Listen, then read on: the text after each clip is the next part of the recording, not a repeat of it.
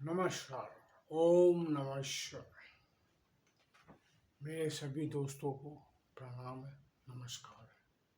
दोस्तों, हमने अभी तक रिश्तों पे 3 एपिसोड बना चुके हैं। रिश्ते, बेटियां, बेटे और सबसे अहम जो रिश्ता है, पति और पत्नी का। मैं कुछ अपने विचार इस बारे में आपसे बांटना चाहता हूँ। उन विचारों के हिसाब से आपसे कुछ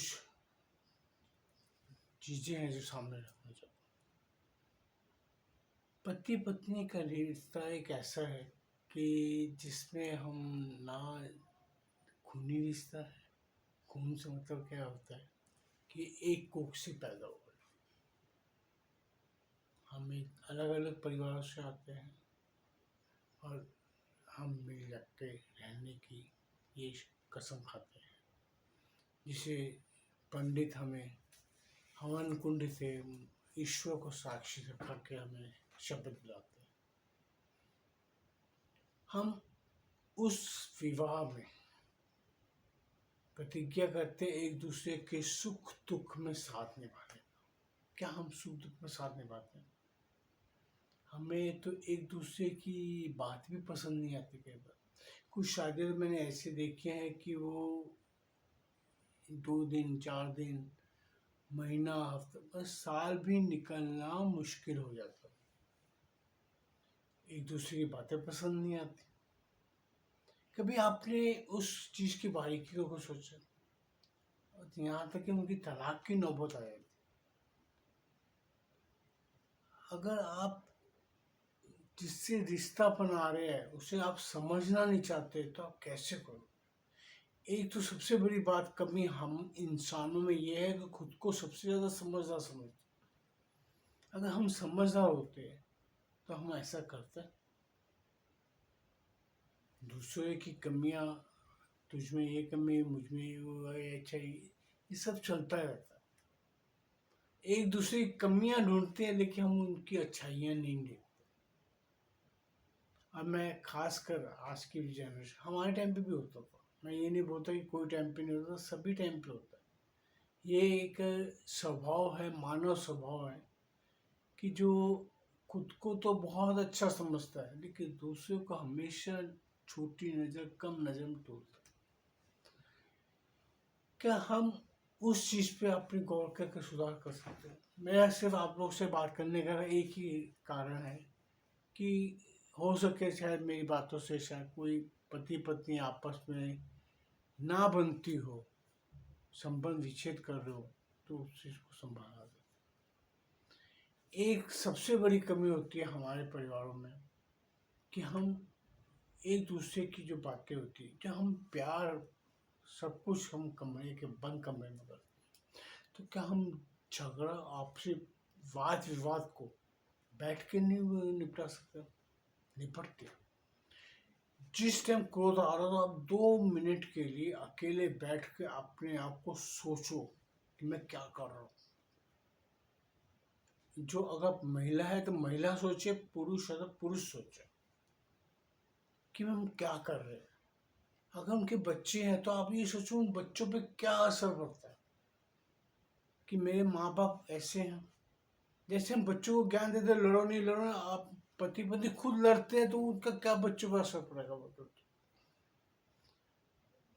और मैं एक छोटी सी दरखास्त पति हो या पत्नी हो उनसे करना चाहता हूँ। अगर पति है तो कृपया अपने बच्चों के सामने पत्नी को डांटो ना, उस पर हाथ ना उठाओ। और मैं तो बोलता हूँ हाथ उठाना तो कायर मर्दों का काम, जिसका बस नहीं चलता तो अपने हाथ उठाता है। और कई मैंने औरतें भी देखी हैं हाथ उठाते हुए। मैं मानता हूँ प्रतिकार होता है। आदमी जब लड़ता है आपस में तो जो ना बोलने वाली बातें भी बोल दी जाती हैं, जो ना कहने वाली बातें भी कह दी जाती हैं, यहाँ तक कि बर्दाश्त से बाहर तो हाथ भी उठ जाते हैं। क्या इसको संभाला जा सकता है? इसके लिए सबसे अच्छा है कि चुपचाप एक इंसान उस कमरे से या उस जगह से हट जाए, दूर चला जाए, कुछ पल के लिए चला जाए, कुछ ठंडे दिमाग से सोचे, फिर आए। फिर अगर संभाल सकते हो अपने परिवार को संभाल, परिवार को टूटने मत दो। और एक हम बच्चों के सामने माँ बाप जो लड़ते हैं, अपने पति है तो पत्नी की बुराइयां कभी मत करो, हाथ मत उठाओ। और ये कोशिश करो कि जो समझाना है पत्नी को अलग कमरे में समझो, एकांत में समझो। और पत्नियां भी अगर पति से बात कर रही है तो चार आदमी के बीच में कभी भी पत्नी का अपमान मत करो। आप कभी सोच के देखो वो चीज आप पे हो तो कैसे लगे। और कई पत्नियों की आदत भी होती है कि जब मायके वालों के सामने अपने पति को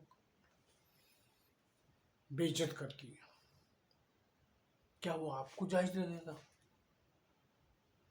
देखिए, हो सकता है मेरी ये वीडियो आप लोगों को पसंद ना आए, मैं मुंह पर बोल, लेकिन मुझे इस चीज़ की परवाह नहीं है। मैं वीडियो कोई किसी और के लिए मैं इसलिए बना रहा हूँ कि मैं अपने सिर्फ विचार समाज में देना चाहता हूँ कि भाई जो परिवार टूटते हैं, मैंने कईयों की शादियाँ कराई, बहुत जूते भी पड़ते, कोई फर्क नहीं पड़ता, लेकिन एक परिवार बसाने में जो खुशी मिलती है उसका आनंद ही अलग है।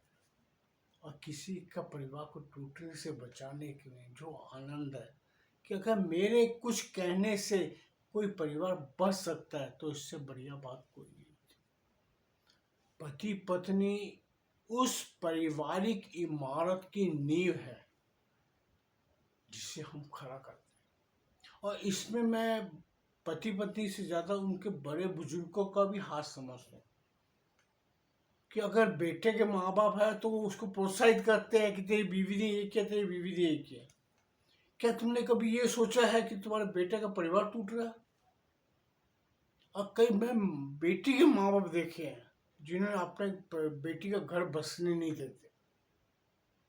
आजकल के कई माँ बाप तो ऐसे हो गए कि बेटा नहीं पसंद है तो आ जा हमारे पास, हम कर लेंगे। अरे तुम कर रहोगे, तुम कब तक जिंदा रहोगे? क्या तुम सारी जिंदगी जिंदा रहोगे?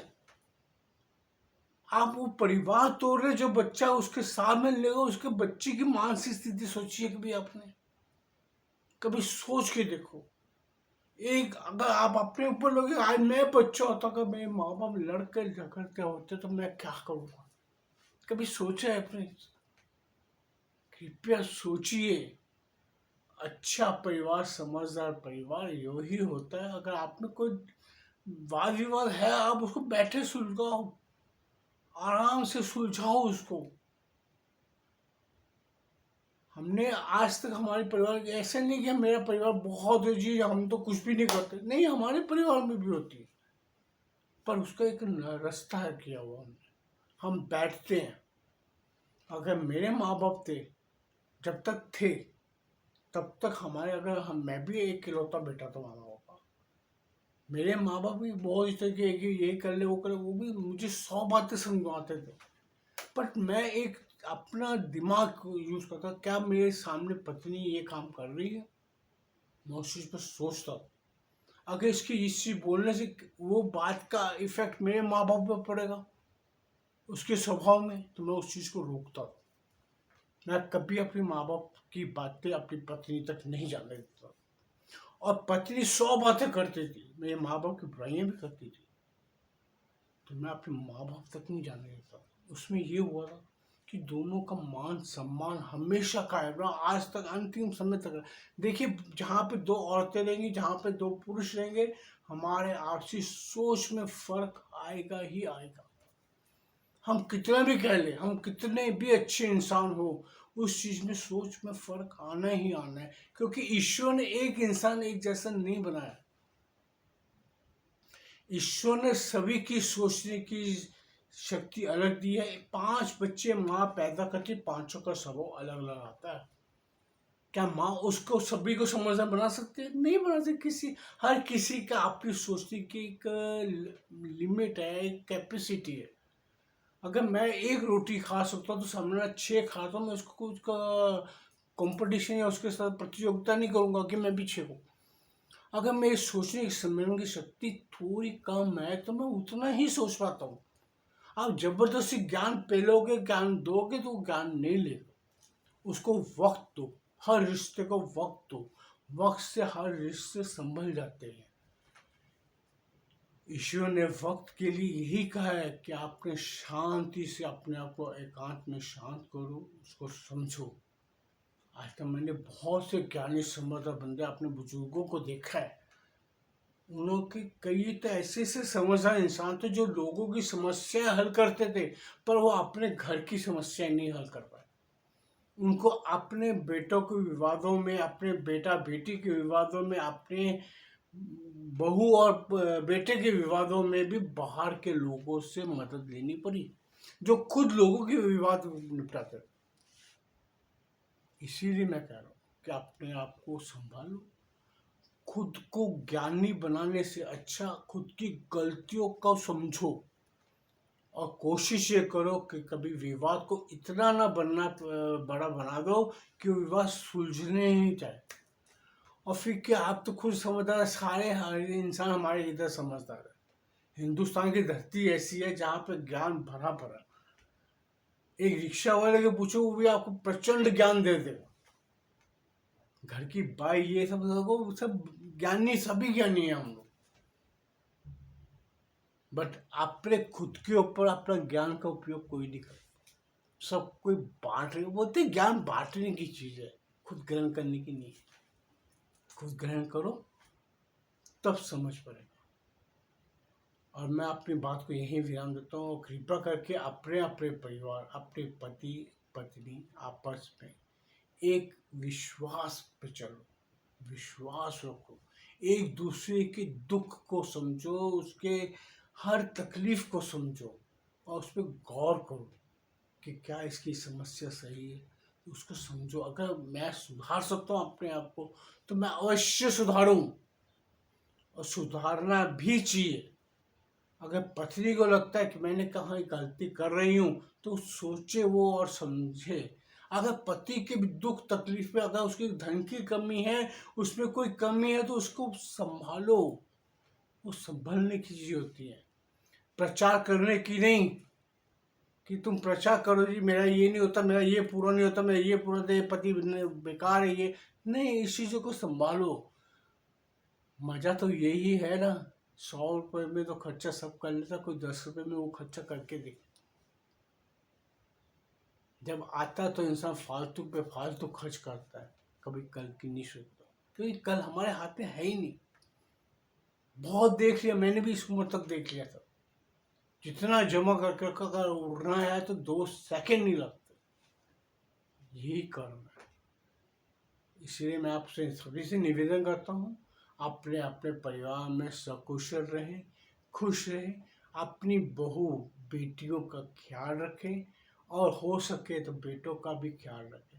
अपना ज्ञान कुछ ऐसा ना दें जिससे आपके परिवार, आपके बच्चों के परिवार खराब हो, परिवार टूटे। हम परिवार जोड़ के चलेंगे तो हमारा समाज सुदृढ़ होगा, हमारा परिवार सुदृढ़ होगा, समाज सुदृढ़ होगा, तो हमारा देश सुदृढ़ होगा, और हमें अपने सनातन पे गर्व करेंगे। ओम नमः शिवाय। कोई अगर मुझसे गलती, कोई भूल चूक हो जाए कहने में, अल्फाजों में, अगर आपको पसंद ना आए तो कृपया मुझे क्षमा करें। और मेरा ये चैनल अगर आपको पसंद आता है तो इसको सब्सक्राइब करें और लाइक करें। ओम नमः शिवाय।